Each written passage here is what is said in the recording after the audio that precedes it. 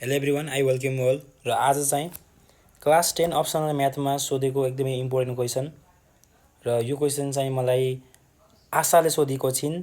आशा है, म मेन्सन गरेर दिएको छु उनको नाम। Find the equation of a pair of straight line passing through the origin and perpendicular to the lines represented by ax square plus 2hxy plus by square. Pair of straight line passing through the origin and perpendicular to the lines represented by के भने ax square plus 2hxy plus by square equal to 0 भने। यो question एकदमै important question छ र एकदमै सोधेको question पनि हो र यो क्वेसन सोधेकोमा थ्याङ्क यू भेरी मच आशालाई। र यो क्वेसन कसरी गर्ने त? सबैभन्दा सुरुमा क्वेसन बुझ्ने। Find the single equation of pair of straight line passing through the origin. के भनेछ भने एउटा हामीले सिंगल इक्वेसन निकाल्ने। के पेयर अफ स्ट्रेट लाइन भनेको दुईटा, जो पेयर भनेको के हो? दुईटा स्ट्रेट लाइनको हामीले इक्वेसन निकाल्ने भनेको पेयर। के पेयर जस्तै पेयरको के निकाल्ने? इक्वेसन निकाल्ने जुन चाहिँ केबाट पास भइरहेछ, ओरिजिनबाट पास भइरहेछ and perpendicular to the lines represented by यो। यसबाट चाहिँ के भइरहेछ? यससँग चाहिँ परपेन्डिकुलर हुने यो पनि हेर्नु। यो पनि के हो? ax square plus 2hxy plus by square equal to 0 होइन? यो के होइन? यो इक्वेसन हो। यो चाहिँ के? Homogeneous equation of second degree. किनकि यहाँ पनि 2 छ, यहाँ पनि 1 + 1 छ, यहाँ पनि के छ? 2 छ भने द्याट इज के? Homogeneous equation of second degree. अब यो सेकेन्ड डिग्री भइसकेपछि यससँग परपेन्डिकुलर हुने, यससँग के हुँदैन? परपेन्डिकुलर हुने के निकाल्नु पर्यो? हामीले अर्को के निकाल्नु पर्यो? पेयर अफ स्ट्रेट लाइनको इक्वेसन निकाल्नु पर्यो। के निकाल्नु पर्यो? पेयर अफ स्ट्रेट लाइनको इक्वेसन निकाल्नु पर्यो। अब यो क्वेसन कसरी गर्ने है? यो क्वेसन अब कसरी गर्ने? हल्का फर्मेट बुझौँ। हेर्नु, सबैभन्दा सुरुमा म तपाईँलाई स्टेप बुझाउँछु। हेर्नु कसरी गर्ने है। यो स्टेप दिमागमा भइसकेपछि के हुन्छ? यो क्वेसन इजिली सल्भ हुन्छ। सुरुमा के गर्नु भने ax square plus 2hxy plus by square equal to 0। यो एउटा के हो अरे? यो हो homogeneous equation of second degree. यो के हो अरे? Homogeneous equation of second degree हो। अब यो भइसकेपछि हामीले के गर्नु पर्यो भने सबैभन्दा सुरुमा यो एउटा के हो अरे? सेकेन्ड डिग्रीको इक्वेसन हो भनेपछि यसमा कतिवटा इक्वेसन छ? दुईवटा इक्वेसन छ। किनकि यसमा के छ? यहाँ पावरमा 2 छ भनेपछि यो पेयर अफ स्ट्रेट लाइनको इक्वेसन हो कि होइन? पेयर अफ स्ट्रेट लाइनको स्ट्यान्डर्ड इक्वेसन हो नि। पेयर अफ स्ट्रेट लाइनको स्ट्यान्डर्ड इक्वेसन हो भने यो homogeneous equation of second degree हो भने यसमा कतिवटा इक्वेसन छ? यसमा अभियसली दुईवटा इक्वेसन छ किनकि यो भनेको पेयर अफ स्ट्रेट लाइन भनेको दुईवटा इक्वेसनलाई हामीले मर्ज गर्छौँ। जब दुईवटा इक्वेसन हामीले जसरी जोड्छौँ नि तब के हुन्छ? तब एउटा पेयर अफ स्ट्रेट लाइन बन्छ हो भनेपछि यो यसमा कतिवटा इक्वेसन छ? दुईवटा इक्वेसन छ। अब कुन इक्वेसन छ? यो भनेको जेनरल इक्वेसन हो कि होइन? जेनरल इक्वेसन भइसकेपछि के गर्ने? जेनरल इक्वेसन भइसकेपछि अब के गर्ने भने यससँग जेनरल इक्वेसन स्ट्रेट लाइनको के हो? हाम्रो जेनरल इक्वेसन हामीलाई थाहा छ नि। एउटा बेसिक इक्वेसन के हो? y equal to mx plus c। अब ओरिजिनबाट पास भइरहेछ भने के हुन्छ? यहाँ c चाहिँ 0 हुन्छ भने एउटा इक्वेसन यो भयो। र अर्को इक्वेसन पनि के हुन्छ? y equal to mx plus c हुन्छ।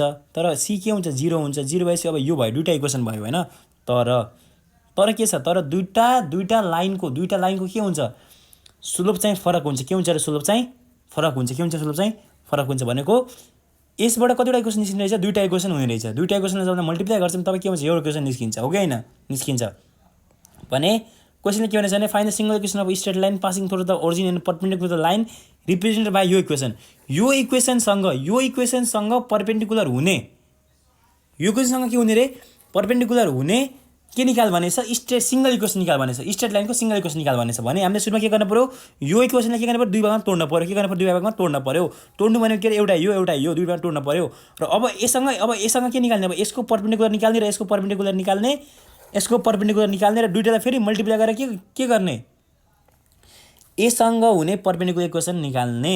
यससँग हुने के निकाल्ने रे? परपेन्डिकुलर इक्वेसन निकाल्ने। केबाट पास हुने? ओरिजिनबाट पास हुने। यति सजिलो क्वेसन छ। ल बुझ्नुभयो? अब चाहिँ क्वेसन सल्भ गर्ने त लागौँ सिधै डाइरेक्ट सल्भ है। अब सल्भ हामीले के बुझ्नु पर्यो? ax square plus 2hxy plus by square equal to 0। के गर्ने? सबैभन्दा सुरुमा फर्स्ट स्टेप भनेको के गर्ने रे? इक्वेसन लेख्ने। कुन इक्वेसन लेख्ने? y इक्वल टु m1x एउटा यो भयो, अर्को भनेको y इक्वल टु m2x यो भयो। दुईवटा इक्वेसन भयो र यसको परपेन्डिकुलर इक्वेसन निकाल्ने। यसको परपेन्डिकुलर इक्वेसन कसरी निकाल्ने? हामीले पहिले तपाईँ मैले पढाएको पहिले भिडियोमा हेर्नुपर्छ भने तपाईँले पहिले भिडियो तपाईँमा के पढाएको भने ax plus by plus c equal to 0 छ भने यसको परपेन्डिकुलर इक्वेसन के हुन्छ? यससँग परपेन्डिकुलर इक्वेसन के हुन्छ? यहाँ x लेख्ने, यहाँ y लेख्ने यसको कोएफिसिएन्ट यहाँ हाल्ने, यसको कोएफिसिएन्ट यहाँ हाल्ने र बिचमा माइनस गर्ने। हेर्नु यति सजिलो। यहाँ एक्स वाई छ, ax प्लस छ भने एक्स वाई लेख्ने, यसको कोएफिसिएन्ट भनेको यो बी बाई वाईको कोएफिसिएन्ट, एको कोएफिसिएन्ट के गर्ने, एको कोएफिसिएन्ट चाहिँ यहाँ हाल्ने र बिचमा माइनस हाल्ने। यहाँ जे छ त्यही हुन पर्यो, प्लस छ अनि प्लस बी हुन पर्यो, यहाँ माइनस छ यहाँ माइनस बी हुन पर्यो, यति है। अनि प्लस C2 = 0 भयो। यसरी C1 = 0। यसरी हामी के गर्दियौँ, यसरी हामीले परपेन्डिकुलर इक्वेसन निकाल्दियौँ। त्यस्तै अब यसमा पनि त्यस्तै फर्ममा लैजाने। कसरी लैजाने भने यसलाई चाहिँ यस्तो फर्ममा लैजाने, नर्मल फर्ममा। m1x - y = 0, m2x - y = 0, दुईटा इक्वेसन आयो। र अब यससँग हुने परपेन्डिकुलर इक्वेसन निकाल्ने। सुरुमा केसँग निकाल्ने, इक्वेसन 1 सँग हुने परपेन्डिकुलर इक्वेसन निकाल्ने। कसरी निकाल्ने, यसरी निकाल्ने। यहाँ x लेख्ने, यहाँ y लेख्ने, यहाँ हेर्नु y को यहाँ राख्ने -1, किनकि यहाँ -1 छ नि, र x को कोएफिसिएन्ट कहाँ हाल्ने, यहाँ हाल्ने। हैन बुझाउन म बुझाएर पढाइरहेको छु है। तपाईले राम्रोसँग सफ्ट कपीमा राम्रोसँग तपाईले निट एन्ड क्लिन गर्नु, तपाईले बुझ्न पर्यो क्वेसन। बुझ्नको लागि म गरिरहेको छु, तपाईले नबिर्सिनु ल, कन्सेप्ट क्लियर हुन पर्यो। यहाँ के राख्न पर्यो, m1 राख्न पर्यो र बिचमा के माइनस = 0। यसमा के हुन्छ भन्थे मैले C0 हुन्छ भन्थे। C किन 0 हुन्छ, किनकि द्याट इज यो इक्वेसन चाहिँ ओरिजिनबाट पास भइरहेछ भने -x - m1y = 0 भयो भनेको यसलाई मैले के लेख्न पाएँ, यसलाई मैले दुईटालाई उता पठाइदियो भने के हुन्छ, x + m1y = 0 भयो कि भएन।